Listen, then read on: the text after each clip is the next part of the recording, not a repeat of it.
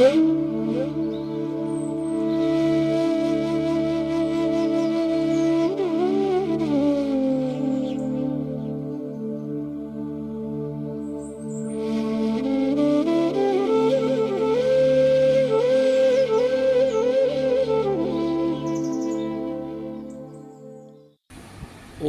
नमः श्री अतिराजाय विवेकानंद सूरये सच्चित सुख स्वरूपाय स्वामिने तापहारिणे। नमस्कार। श्री श्री ठाकुर श्री श्री मा एवं स्वामीजी महाराजेर चरणे भुलुंठित प्रणाम जानाई। प्राणाराम बांगला यूट्यूब चैनेले सम्प्रचारित सत्कथाय शुभ चिंतन এই ধারাবাহিক অনুধ্যানে আজকে শুরুতেই আপনাদের জানিয়ে রাখি যে আগামী 26শে জুলাই বেলুড় মঠের পুণ্য পবিত্র অঙ্গনে প্রাণারাম বাংলা ইউটিউব চ্যানেল আয়োজিত একটি ভক্ত সম্মেলনের আয়োজন করা হয়েছে অভেদানন্দ কনভেনশন সেন্টারে।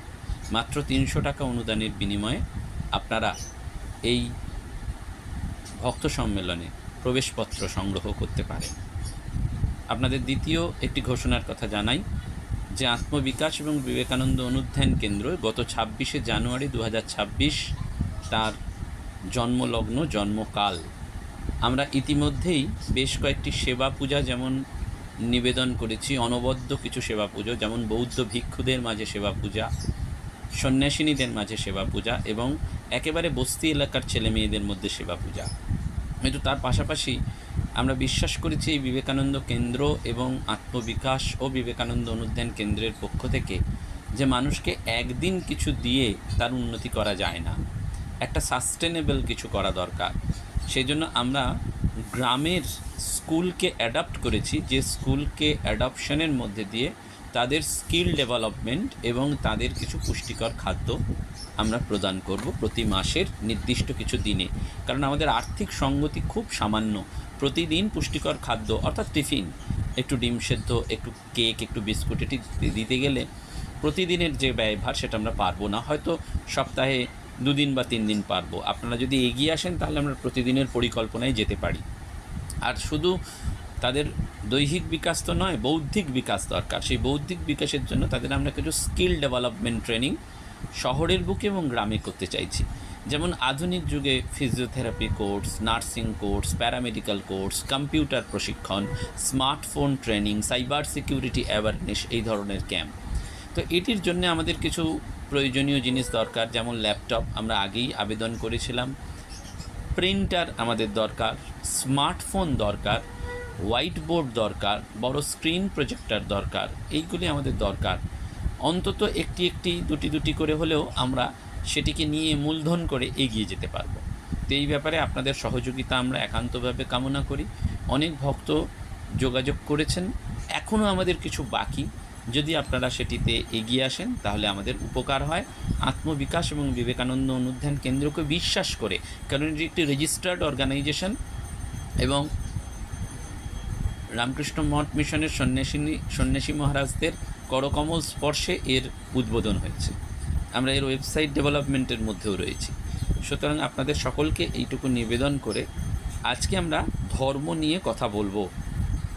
কারণ স্বামী বিবেকানন্দ বারবার বলেছেন, ধর্ম মানুষকে অনন্ত মহাজীবন আনিয়া দেয়, ইহা মানুষকে মানুষ করিয়াছে এবং সেই পশু মানবকে দেবত্বে উত্তীর্ণ করিবে। ধর্ম হচ্ছে এমন একটা পদ্ধতি যে ভারতবর্ষে বিশেষ করে এই ধর্ম জীবনই হচ্ছে জাতীয় জীবনের মূল ভিত্তি। তাই প্রথমেই ধর্ম বলতে আমাদের বুঝে নিতে হয় যে ধর্ম কোনোমাত্র দেবতার উদ্দেশ্যে পূজা নিবেদন বা কোনো লৌকিক আচার মেনে চলা নয়। ধর্ম হচ্ছে বিচারের দ্বারা আদর্শ জীবনযাপন করা, আর আদর্শ হলো জৈবতার ঊর্ধ্বে ওঠা, ওই যে পশু মানবকে দেবত্বে করা। মহাভারতে বলা হয় যা আছে ভারতে তাই আছে মহাভারতে। সেজন্য মহাভারতকে বলা হয়েছে ধর্মশাস্ত্র, কারণ এই মহাভারতে ধর্ম নিয়ে নানানভাবে চর্চা করা হয়েছে। স্বয়ং ব্যাসদেব বলছেন, ধর্মে চার্থে চ কামে চ মোক্ষে চ ভারতবর্ষব যদি হান্তি তদন্যত্র জন্যে হাস্তি না কুত্রচিৎ। অর্থাৎ ধর্ম, অর্থ, কাম ও মোক্ষ বিষয় মহাভারতে যা আছে সেটা অন্য গ্রন্থেও আছে, কিন্তু যা এখানে নেই তা অন্য কোথাও নেই। সেজন্য মহাভারতে 4টি পর্বে 6 বার এই কথাটি আছে যত ধর্মস্তত জয়। এইটি যেন মহাভারত রূপ পঞ্চম বেদের মহাবাক্য, অর্থাৎ যেখানে ধর্ম আছে সেখানেই কিন্তু জয়। এবং এই ধর্ম কথাটি বারবার ভীষ্ম, বিদুর, ধৃতরাষ্ট্র, যুধিষ্ঠিরের মুখে উচ্চারিত হয়েছে, কিন্তু প্রত্যেকেই তার নিজের নিজের মতন করে ধর্মকে ব্যাখ্যা করেছেন। কখনো ইন্দ্রিয় সংযম, কখনো অহিংসা, কখনো সমতা, কখনো দান, আবার কখনো সত্যনিষ্ঠকেই ধর্ম বলা হয়েছে।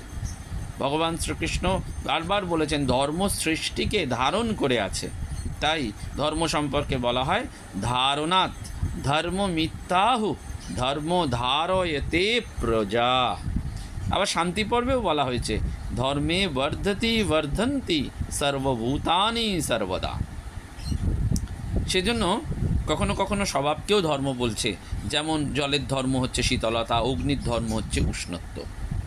সেজন্য বারবার এই মহাভারতে বলা হয়েছে যে মানুষের ধর্মই হচ্ছে মনুষ্যত্ব, এবং মনুষ্যত্বের প্রকাশ এবং বিবর্ধনের উপায়ও হচ্ছে এই ধর্ম। শান্তি পর্বে বলা হচ্ছে যে মানুষকে শ্রেষ্ঠত্ব লাভের জন্য ধর্মকেই আশ্রয় করতে হবে। মানুষের সহজ কর্মকেও ধর্ম বলা হয়েছে। এখন আমরা এই ধর্মকে চিনব কী করে? না, বলা হচ্ছে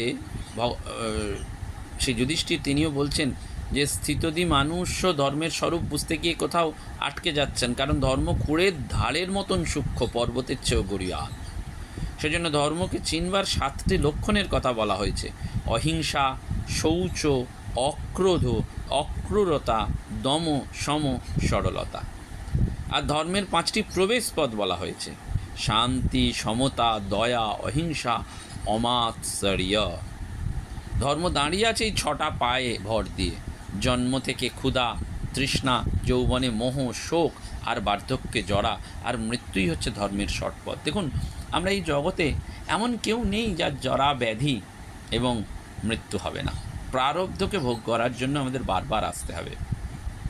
এই কিছুদিন আগেই আমাদের রামকৃষ্ণ মঠ এবং মিশনের অন্যতম প্রবীণ সন্ন্যাসী স্বামী পূর্ণব্রহ্মানন্দজি মহারাজ, দুলাল মহারাজের শরীর চলে গেল রামকৃষ্ণ লোকে। তিনি বরিশা মঠের প্রাক্তন সম্পাদক ছিলেন, খুব হৃদয়বান, মাতৃভাবে সেবারত এক সন্ন্যাসী ছিলেন।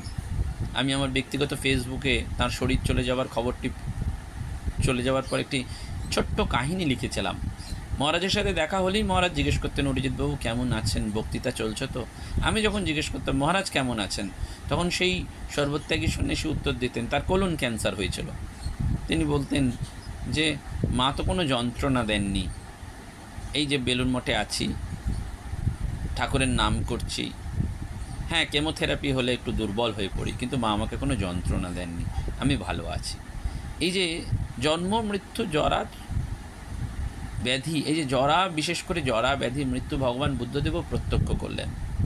এই তাঁর পারে যাওয়া, এই যে অস্থি নাস্তির পারে যাওয়া, এইটি কিন্তু খুব চ্যালেঞ্জিং, এবং এটি আনতে পারা তা খুব কঠিন।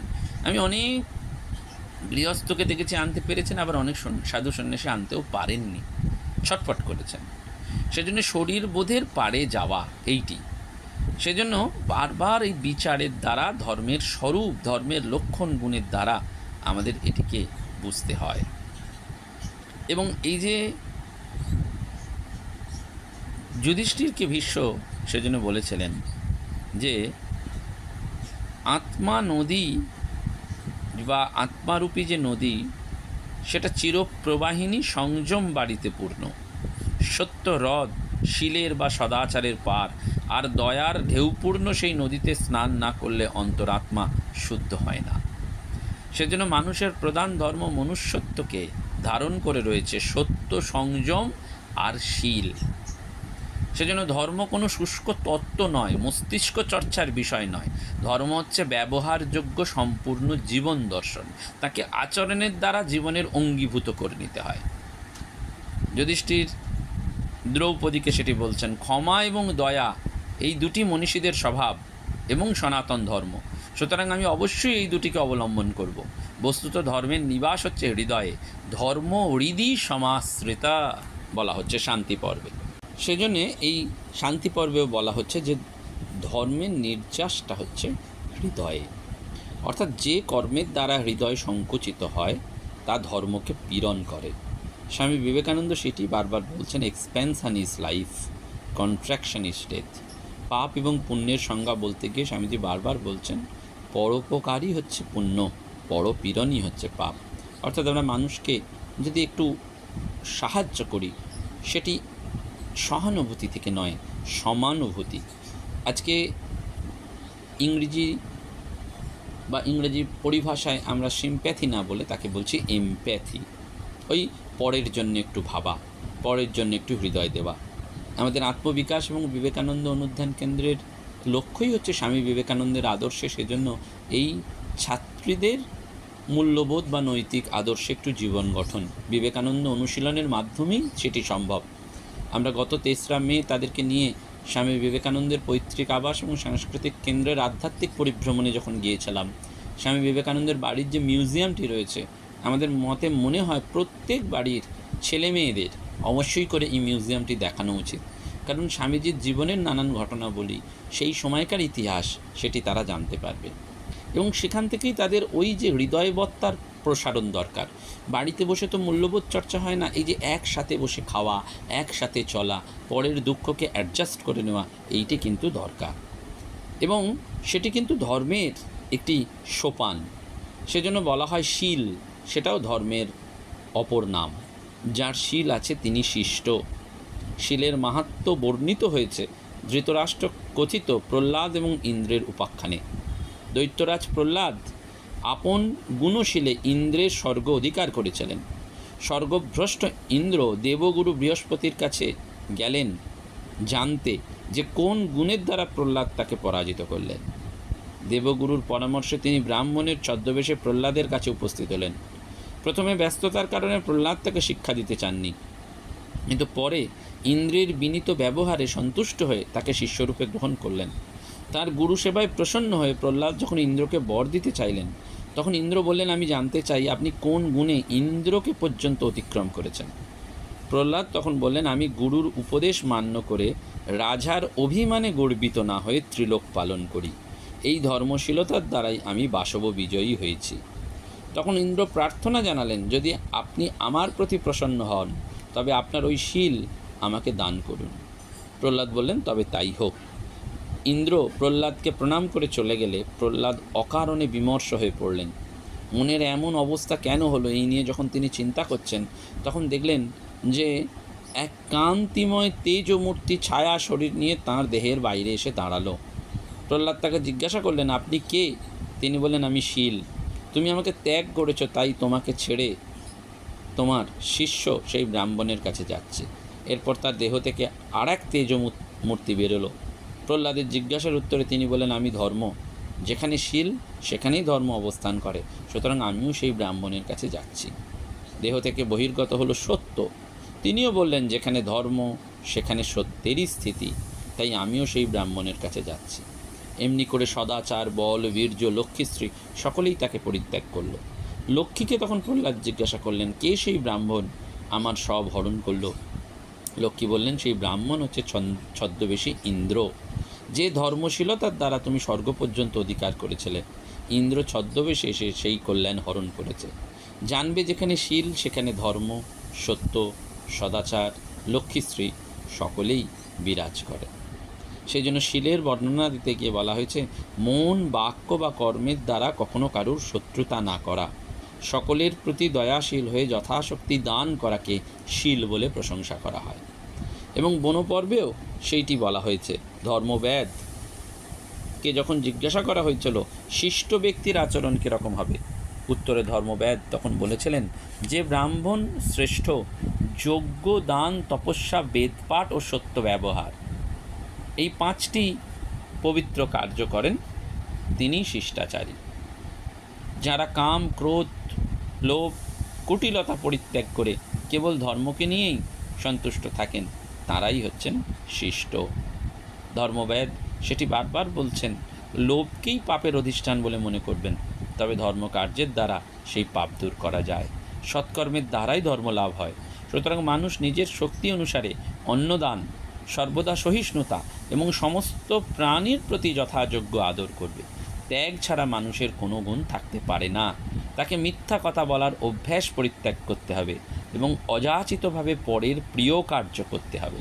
অপকারীর অনিষ্ট করবে না। যে অন্যের উপকার করতে ইচ্ছুক সে নিজেই নিজের, যে অন্যের অপকার করতে ইচ্ছুক সে নিজেই নিজের অনিষ্ট করে। সেই জন্য এই শিষ্টাচারের কথাই হচ্ছে সত্য।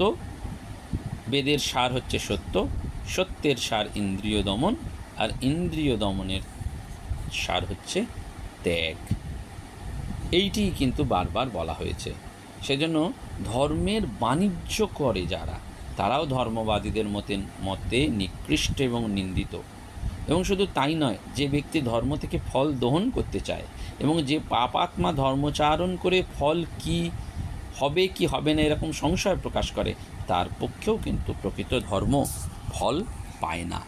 সেজন্য ধর্ম এমন একটা শক্তি, যে শক্তি জীবনের মধ্যে অনুস্যূত থেকে জীবনকে ঊর্ধ্বস্তরে তুলে ধরে।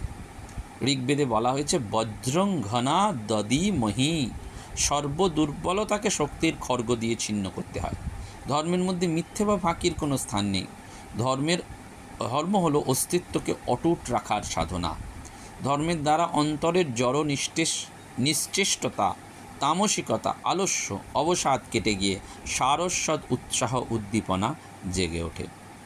সেজন্য সকার্য অনুষ্ঠান করতে হবে গভীর নিষ্ঠায় নিরাকাঙ্ক্ষা হয়ে। ছোট্ট আমির ক্ষুদ্র গণ্ডি থেকে মুক্ত হয়ে নিজেকে বড় আমিতে প্রতিষ্ঠিত করতে হবে। যখনই এটা করতে পারবো তখনই আমাদের জীবনটা দেখবেন চিরভাস্বর হবে, আনন্দময় হবে এবং নিজ সত্তার সাক্ষাতে খুব আনন্দপূর্ণ হবে। এই জন্য হিন্দু ধর্মের কথা বারবার বলা হয়েছে বৃহদারণ্যক উপনিষদে, যথাকারী যথাচারী তথা ভবতি, সাধুকারী সাধুর্ভবতি, পাপকারী পাপও ভবতি। অর্থাৎ যেমন কাজ এবং যেমন আচরণ করবে তেমনই জন্ম হবে। ভালো কাজ করলে ভালো হয়ে জন্মাবে, আর মন্দ কাজ করলে পাপী হয়ে জন্মাবে। ছান্দোগ্য উপনিষদে বলা হয়েছে রমণীয় চরণা রমণীয়ং যোনিম আপদ্যেরণ, কৌপুয় চরণা কৌপুয়াং যোনিম আপদ্যেরণ। অর্থাৎ ভালো কাজ করলে ভালো জন্ম হবে, আর নিন্দিত কাজ করলে নিন্দিত জন্ম পাবে। এইটি বারবার মনে রাখতে হবে। সেই জন্য আমাদের মনে রাখতে হবে কর্মের উপরেই এই জগৎ চলছে। সৃষ্টির মূলটা কর্ম। যদি শস্য চাই তাহলে যেমন বীজ রোপণ করতে হয়, পাণ্ডিত্য চাইলে যেমন অধ্যয়ন করতে হয়, বিত্ত চাইলে যেমন উপার্জন করতে হয়, তেমনি আরোগ্য চাইলে চিকিৎসা করতে হয়। তেমনি এই কর্মটি যদি সৎ কর্ম করা যায় তাহলে সৎ ফল, যদি অসৎ কর্ম তাহলে খারাপ ফল। যদি এ জন্মে নাও হয় জন্ম জন্মান্তরে সেটি পেতে হবে। সেজন্য সর্বজনকে হিন্দু ধর্মে এই গুরুতর কল্যাণীয় বাণীটি বারবার বলা হয়েছে। এইটি কিন্তু আমাদের বারবার মনে রাখতে হবে। অ্যালফ্রেড টয়েনবি তার পুত্র ফিলিপ টয়েনবিকে বলেছিলেন, I think you could be a Hindu without spitting on the face of the other religions. আমি মনে করি তুমি অন্য ধর্মের প্রতি নিষ্ঠিবন ত্যাগ না করেও হিন্দু হতে পারো। কারণ আবহমান কাল থেকে হিন্দু ধর্মের মূল কথা হচ্ছে সর্বান দেবাং নমস্বন্তি সর্বধর্মাংশ্চ শৃণ্যতে। এইটি আমাদের মনে রাখতে হবে। সমস্ত ক্ষেত্রে সেই সার্বজনীনতা, এইটি একেবারে নিজের ধর্মে থেকে এই শীল, দান, দয়া, ভালোবাসা, করুণা, এইটির মধ্যে দিয়েই যেন হিন্দু ধর্মের সার্বজনীনতা বলা হয়েছে। ঈশ্বর চিন্ময়, জ্ঞানময়, তাকে সেইটি আমাদের বারবার শুধুমাত্র এই আচরণের মধ্যে দিয়ে নয়, জীবনের মধ্যে দিয়ে যেন আমরা এটিকে উপলব্ধি করতে পারি এবং ঈশ্বরের প্রতি আমাদের সেই ভালোবাসাটি যেন ধীরে ধীরে এগিয়ে যায়। আমরা যেন বুঝতে পারি যে সেই শ্রীরামকৃষ্ণ জীবনই এই অস্থির সমাজ মনের কাছে মাস্তুল স্বরূপ, যেখানে লেখা আছে যে ঈশ্বর লাভই মনুষ্য জীবনের উদ্দেশ্য। সেজন্য এই উদ্দেশ্যে যেতে গেলে এই যে পরোপকার, এই যে মানুষকে একটু সাহায্য করা, মানুষের পাশে দাঁড়ানো, সেটি কিন্তু উপায়। এই উপায়গুলিকে অবলম্বন করতে হবে। সেটি কিন্তু ধর্মজীবনের একটা ভিত, একটা বুনিয়াদ। নমস্কার, ধন্যবাদ। প্রাণারাম প্রাণারাম প্রাণারাম প্রাণারাম প্রাণারাম প্রাণারাম কি যেন লুকানো নামে তাই মিষ্ট এত তব নাম প্রাণারাম প্রাণারাম